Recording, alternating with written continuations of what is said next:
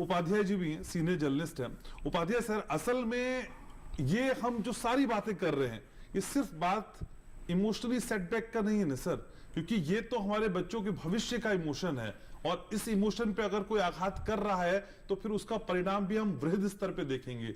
Sir, NTA की credibility पे कितना बड़ा क्वेश्चन मार्क लग गया है?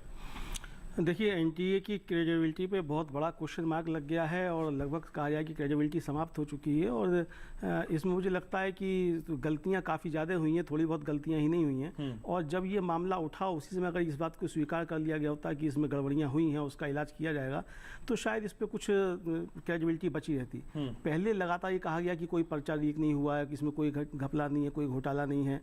और उसके बाद फिर जब मामला सुप्रीम कोर्ट पहुँचा और जब राजनीतिक तौर पर ये मामला उठा, तब फिर ये इसको जो है फिर इसकी जांच का मामला उठा और सीबीआई वगैरह को जांच दी गई।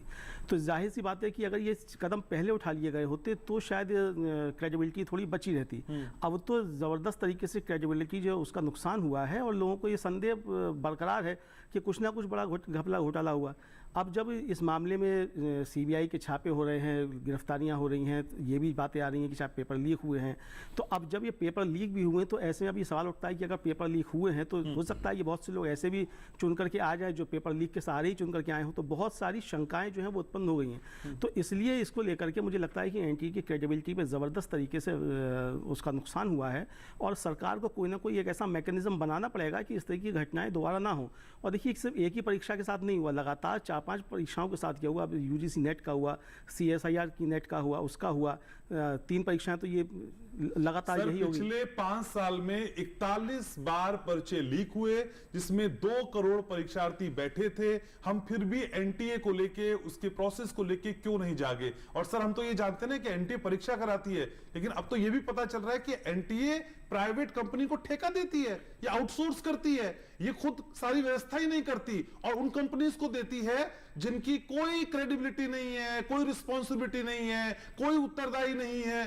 तो सर, ऐसे जो ठेके बांट रही है एनटीए, उस पे क्या हमें बहुत जल्दी नहीं जागना चाहिए था? निश्चित तौर पे जागना चाहिए था। और मैं यही कह रहा हूं कि पूरी प्रक्रिया जो है वो सरकार के अधीन होनी चाहिए थी। अगर एनटीए सरकारी संस्था है तो सरकारी संस्था की तरीके से उसको काम करना चाहिए था। अब जो प्राइवेट कंपनी को ठेके दिए गए और प्राइवेट कंपनियों की उसमें क्या संलिप्तता है, किस तरीके से हुआ, तो इस पर संदेह है, उसकी जांच हो रही है। वो जांच में जब चीजें आएंगी तब चीजें आएंगी, लेकिन सवाल तो उठ गए ना।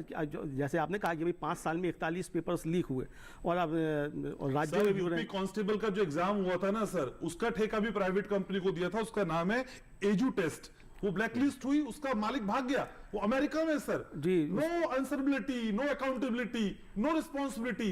सर, ये किस तरीके की एनटीए थी सर? मुझे तो ये समझ में नहीं आ रहा। और एनटीए अगर इस तरह के आरोपों से घिरी हुई थी तो हम ब्लैक फोल्ड क्यों थे सर? आंखों में पट्टी बांधने की बड़ी वजह क्या है? एनटीए इतनी बड़ी मजबूरी क्यों हो गई हमारी?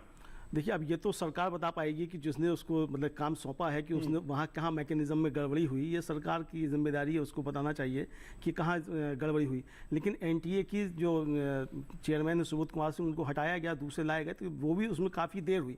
मतलब ये निर्णय भी अगर पहले ले लिया जाता, पहले तो माना ही नहीं गया। हाँ, पहले माना ही नहीं गया। हुई है, कहीं कहीं हुई है, ये तो धीरे धीरे चीजें सामने आई हैं तो पता चला कि मामला कितना गंभीर है। नहीं, और वो धीरे धीरे चीजें क्या, जब वो पॉलिटिकल रूप से मामला उठा जाता है और उस पर जब राजनीतिक दलों की उस पर प्रेस कॉन्फ्रेंसेस हुई और उस पर प्रदर्शन होने लगे और लाठियां चलने लगी छात्रों के ऊपर, तब जाकर के उसको स्वीकार किया गया। मतलब पहले हमारे शिक्षा मंत्री ने ही कह दिया कि कोई घपला घोटाला नहीं हुआ है, और उसके बाद फिर हालांकि उन्होंने एक चैनल पे स्वीकार किया कि भाई मेरी गलती थी, मैंने शुरू में कह दिया। तो मुझे लगता है कि मंत्री जी अगर उसी समय ही थोड़ा सा कहते कि हम इसकी जांच करवाएंगे और अगर इस तरह के संदेह उठ रहे हैं तो भी शायद थोड़ा सा बचाव हो सकता है। सरकार ने उसके बाद बहुत अफर्मेटिव मोड में आगे की चीजें तय की हैं, उस पर भी चर्चा होना बहुत जरूरी है। हमारे साथ वाजपेयी जी भी हैं, ठीक है, अमित चांदना जी हमारे साथ हैं।